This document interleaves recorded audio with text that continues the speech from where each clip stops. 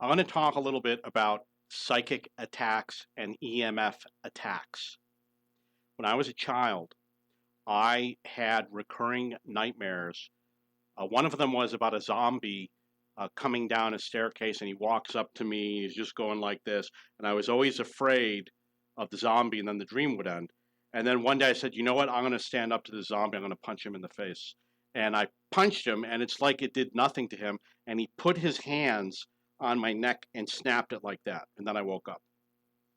And there was another dream that I had where I was at the top of a cliff and, falling off a cliff.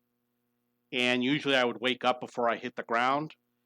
Then one day I had a dream that I actually hit the ground and I actually felt it in bed. I was lying down in bed. I actually had this feeling of impacting something. Kind of hard to remember because it was a long time ago. If you have these dreams, that's a really bad sign. And that's a precursor to this. I will explain. The thing about the neck, I carried a heavy box down a stairs one day and I put it inside of another box, and I didn't realize that the two of them combined together were too heavy. One was a big box filled with flatware, dishes, porcelain dishes, and the other one was a small box filled with steel plates that were just solid steel plates for my computer business.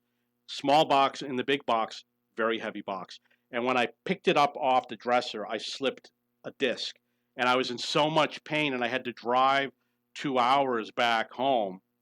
I just ended up leaving tons of stuff. I packed as much as I could because I was moving at the time. So what it does is it makes you feel a lot of pain. It was like 6 months later before the pain kind of went away. And the reason why is doctor was doing some testing on me. A friend of mine who's a doctor said the fluid has to flow on your spinal column in order for the disc to go back into place. And he did something to my neck and I felt the fluid flow, and then a day later the pain was gone. That's a sign that you might hear voices one day because they're trying to F up your nervous system. The second one, falling off the cliff, was a motorcycle accident. Riding my motorcycle accident, this was after I started hearing voices. The voices started harassing me. And I was riding my motorcycle and it was nighttime. And when you turn the motorcycle, the headlight, I don't know if the headlight is in the direction that you're turning the motorcycle. I don't really remember, but I hit a wall by mistake. I was on the grass trying to get onto the highway, and there was a wall for somebody's driveway, and the bike wasn't getting onto the road because it was too high. And as I increased the gas, the bike was sliding, trying to get onto the road. I hit the wall, went flying through the air, had a bad injury, couldn't walk for a year, couldn't even stand. They did that on purpose.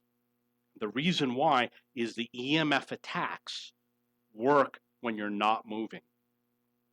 So by damaging my foot, lying in bed for a year, I didn't know it at the time, but they were slowing me down because when you cannot move, they can attack you easily. You can outrun the EMF attack. You've probably figured this out already. But if you move real fast, you can outrun it. The beam is slow to track you. It does scan real fast, but it's slow to track you, especially if you move in an unpredictable manner. When I ride my motorcycle, sometimes I'll just weave a little bit. I'll make sure there's nobody on the road, and I'll just move a little bit to the left or a little bit to the right. Not doing anything dangerous, trust me. Roads are very slow over here. Or if I'm walking, I do the same thing, so it's harder for them to track me. And you notice a difference. You notice that they go away when you weave.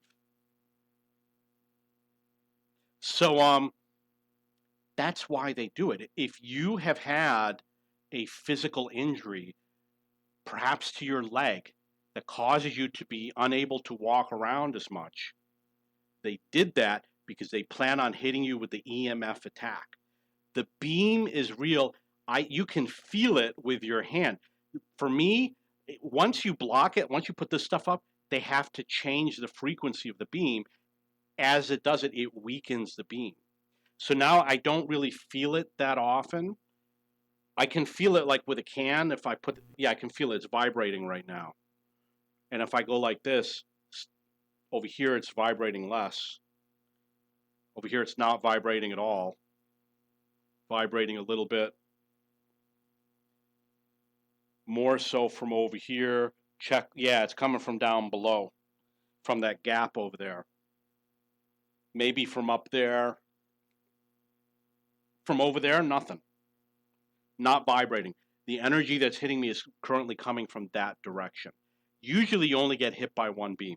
I think that it's possible. So there's a beam somewhere, and if I put my hand in the right spot, boom, I can feel the beam.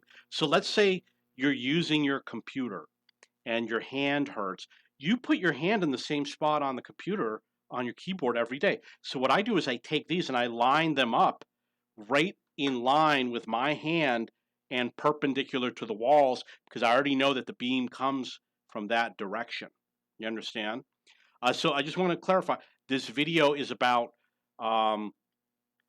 they caused me to have an accident so that I couldn't move around so that they could hit me with this beam. It's really sad that that's what happened. Just so everybody knows, I know there's people say that everything I'm saying is crazy. There has been a congressional, I don't know what you call it, but people have testified before Congress that this is real. In 2015, I don't know the exact day or month, but there's a bunch of people you can go read their testimony, and they all say the same thing.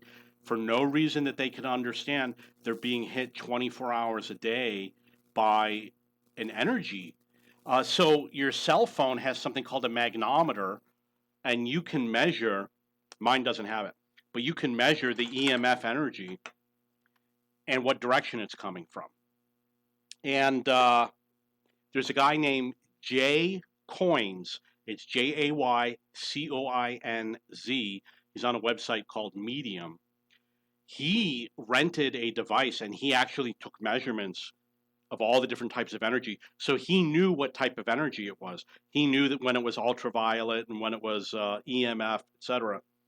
And because of that, I realized, oh, ultraviolet blocked by paper, you know, a thin sheet of paper. All of this aluminum foil has paper behind it. It blocks the ultraviolet light. Took me one day to figure that one out, thank God. It saved a lot of suffering. So if you suffer from hearing voices and you had a physical accident that prevents you from moving around, they did do it on purpose, and they did it because they're planning, by keeping you in place, it's easier for them to hit you with the EMF attacks, etc. You watch my other videos, the proof it's coming from outside of you, just go under the water in a swimming pool and the voices go away and the EMF energy goes away. That's what started the route of me saying, oh, I can make a hat to protect myself. It really does work. And I'm not the first person to discover this. There was a guy in the 1950s who discovered that putting a mesh screen over your temple caused voices to go away. That's why I bought the aluminum screen. I learned it from him. And the aluminum foil, there's a guy on the internet, he has a device, it's like a 4-letter word, I don't remember what it's called, NRAP or something. So he has like a PlayStation or a Nintendo or something, and it's got this mind reader device that lets you play games by reading your brain waves. And he said, I'm going to test to see if aluminum foil blocks brain waves. So he put the aluminum foil on, and he put the device on, and he had the thing measuring the brainwave activity, and it dropped by like 99%. And that's when I said, you know what, I'm going to try the aluminum foil. And it worked. I was right. But you only got to do it right here. You don't have to cover the whole head. And the back is important. So another thing I learned about this beam, it seems to go all the way through you. Meaning that if the beam is going, let's say it's going through your head here and coming out the other side, if you block it this way, it stops. I can feel the energy in my hand. And if you block it on this side, it stops. Like I might feel pain here, and you think, okay, this is going to stop the pain, but this will stop the pain also. I can feel the energy. I have proven it to people before.